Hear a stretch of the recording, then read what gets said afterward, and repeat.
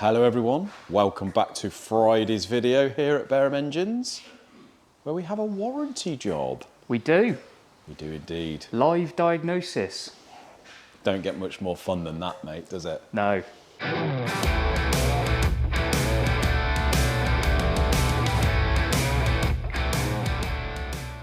A lovely Mini that's been what looks like restored. It has. It's had some pretty extensive work underneath and bare shell and everything. And apparently it was a little bit ropey to say the least, wasn't it? Yeah. And it hasn't took him too long to do by the sounds of it. About 10 months, something like that? Yeah, something like that. And as you can see, the engine is one of ours. Been ours. done by a very reputable company. Yes. Looks nice anyway. Yeah, it does look good in there. Been painted by yours truly. I did paint that. You did indeed, also mate. did build that. Did build that. Looks lovely, mate. But it's here for a warranty job. It is, which isn't so good. Not really. It's not as good. But it might not be as bad as we first thought. Yeah. So, 1275? It is. A-series Mini? 1275, yeah. Full recon, done the full works on this one. Yeah. Fast road cam, a few little bits. I think so, yeah. It's all just sort of, you know, pepped up a little bit. The usual, all the bits, the balancing and all that jazz. Yeah, all balanced and everything. And as you can see, it's very tightly compacted into this bonnet of the Mini, isn't it? It is. But it's a nice little thing. I mean, it's an acquired taste. Same as probably most people would say about my Escort. They've got charm, haven't they? Well, yeah, they definitely. have got charm because they've got charm, but they're not necessarily like the best car or something you'd really want to own. But you do look at one, and it's distinctly Austin Mini, isn't it? It is, yeah. There's a lot of history behind these cars, Yeah. isn't there? The motorsport side and all that. Been used in movies, all the rest of it. They're very, very popular. It's a bit of an icon, isn't it? Very, really? yeah, big icon. But anyway, back to the issue we have, mate. We built this engine literally 1 week over a year ago. Yeah. The customer has got back. He's a very nice gentleman. He is, yeah. And he's been speaking with John for a couple of days on this potential problem. Now, this is one that we have not heard of before. No. And it's a strange issue to have. It's a very strange issue. That strange that I actually rang Ross up at. Now I always get Thomas Classic and Modern. That's the one. Always get that wrong. You know I forget that, mate. Before we even said it. Ross, massive help, and he's a proper expert on these. He knows everything about these. Everything about them. So I thought, you know what? Spoke to the customer. He gave us the symptoms, and I thought I'm going to ring Ross and see what he says. So basically, what it's doing, he's only just got it in to the point where it's all wired up and plumbed in to get running. He's turned the key with an oil pressure gauge on, as you can see we've got now. So usually there is a sensor in there which operates a switch which operates a too late red light. Yep. But we've put an oil pressure gauge on, as he did. He's turned the key and it's rocketed round to beyond 80 psi. So shall we show him that quickly?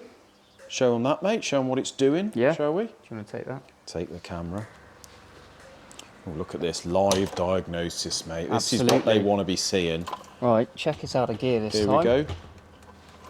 So let's see what it does. We've got the... Ready? Yeah. Ooh. Slowly. Whoa, whoa.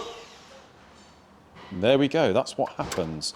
And if you turn the key for any longer than that, it actually blew the seal out of the filter housing. Can hear something hissing. Hissing where the pressure's just dying back down. Yeah. So yeah, very unusual issue there, mate. Yeah. And we thought, oh dear, there is some sort of blockage somewhere. Yeah, It blew the seal out of the remote oil filter housing. Yeah, which is once or twice. Which is less than ideal. That's quite a lot of pressure. What did it hit then? Was it sort of up to... I went round nearly off the gauge, mate. Oh, really? About 8 bar. Christ. Not great. That's mental. So, yeah. Well, at least we know the oil pump's doing its job. So what we've done first is we've run through with Ross and ourselves as all the potential problems without actually getting involved with the motor. Yeah. First of all, oil pump. So we are obviously getting oil into the pump and oil is coming out because it's registered on the gauge. So we're pretty sure that the oil pump's doing its thing. And from looking at a diagram, we could see that the pump pumps it through the filter through this oil cooler. And I think that's all before it gets to where it takes a pressure reading, isn't it? That's right, yeah. So it's getting at least that far through the system Yeah, before a blockage, if there's a blockage. that's right. Secondly, we thought if there's some sort of blockage in the engine, even as far as the remote oil filter, Yeah. or the head, or any oil galleries, beyond the pressure switch or pressure gauge, if the relief valve was doing its job, it wouldn't climb up like that, would it? No, the relief valve should be, you know, if it's producing way too much pressure, it should be opening no matter what. Yeah, so it's going to be dispersing of some pressure Yeah. back into the gearbox. Essentially, it shouldn't go above a specific, you know, a specific pressure because it should be opening. That's and right. Just staying open at that point. So we come to the conclusion that the problem was within the relief valve setup. Yeah. So what you've got is a spring, you've got a cap and a spring, and the spring then operates originally a ball, or in some early models I think a ball bearing, Right. which can be fairly unreliable. Okay. And I think an upgrade is what we've put in, which is they call a shuttle. Yes. And it looks It's like a little it's got a plunger, taper isn't it? on the end, and it sits inside an insert which looks like a dumbbell, Right. and that sits right back into the block. So the idea of the dumbbell is the insert has got a seat for the shuttle to sit into, Yes. and then the oil around the centre of the dumbbell can go through the oil gallery, basically, so the oil can go Okay. through it. So Ross did suggest that if you've put a new dumbbell in there or insert, the new ones can be a bit loose. So they can slide forwards if and it's- essentially block the drain back from the pressure relief valve. Basically, yeah. So So he said that would be the basically first thing he'd keeping it check. permanently closed, isn't it? That's right. So fortunately, this is where the relief valve is down here, so it's very easily accessible. That one there. And we've had that out there, mate. But I thought the best way to check, we obviously check that insert. It's far enough back. We can see both drain holes. So you've got Yes. a drain hole at the back, which obviously stops pressure and from It stops, having an adverse effect. Yeah, it and stops pushing the plunger. hydraulic lock on the plunger, That's right. basically. Yeah. So it can drain away into the main drain. If oil gets behind the plunger Yeah, it and in just where the drains spring back is, into the oil. yeah, it stops a hydraulic effect, basically. Yeah, so we've checked that. Both of those holes are there. They're both clear. Yeah. You put air down there, it goes into the crankcase, so we Yeah. know that they're clear. So my next thing to test would be to keep the pressure gauge on there, take the spring and the plunger out. Obviously, you check to see if the plunger is free moving Yes, first, which it is. which it is. Take it all out, and theoretically, we should have no pressure. So basically, take the spring and the plunger out, put this cap back in, and then when we crank it over, that should read nothing. Yeah. So that is what we've done, mate, and that is exactly what happened. We got should zero. should we do that again, just to? I'm happy to quickly whip it out and We'll do that, mate. Yeah. Just to demonstrate. Let's do that. Let's demonstrate. Well, mate, one of the Cosworths. Nice. Very Getting nice. It all cleaned up and painted. Getting it all and that? cleaned up, mate. So tomorrow morning, I'm going to have hopefully both Cosworth blocks all finished. Yep. Had to take the one going to Spain. Had to take the block to Tom to weld a little lug on the back. It's one of the lugs that the bell housing bolts into. Oh, it Come in here, off, broke yeah. off, and cable tied to the block. Yes, that's Apart right. from that, it's all done, painted, faced, board, Lovely. and we've got all the bits over here ready to go, haven't we? We do indeed. Got gaskets, hydraulic lifters, all that jazz. Nice recon turbo there as well. Nice recon turbo, all the bits painted, blasted. All I've got to do is size and balance the rods, Nice. put the pockets in the pistons, which I shall do both sets tomorrow, this one and that engine. And then we can start building a Cosy each, mate, can't we? Nice. That'll be nice. You've been balancing all the cranks today, so you've done Yes, done the BDE. the BDEE. BDE. BDA. It's a BDA in it. Let's just call it that. BD. Yeah, done that, and I am just finishing off the last of the two Cosworths. Yeah. And then, then that's it. Waiting for some oil pump gears for that. Yeah. And then that's the disco. That's the disco one. So we've got the 2 Cozzies, the disco. Just got to hone the block on the V6 and then that's a go ahead. And we've got another one here. This is an N47? No. What is it? N42. I know it isn't an N47 because That's a 6-cylinder, isn't it? No, it's a diesel, it is. What, a 4-cylinder? I mean, I get confused. There's so many letters and numbers for N42, so this is an I think it's 1800. N42. Is it? It's definitely not N47, I know that much. Anyway. This one is one that we've done machining on for the new bits quite some time ago. So we've rebored it, polished the crank and balanced the crank assembly apparently. And the guy that had it before has started building it, as in put the crank in. Hasn't faced the block by the looks of it. So we're going to be stripping this. Well, I think he's shut down now.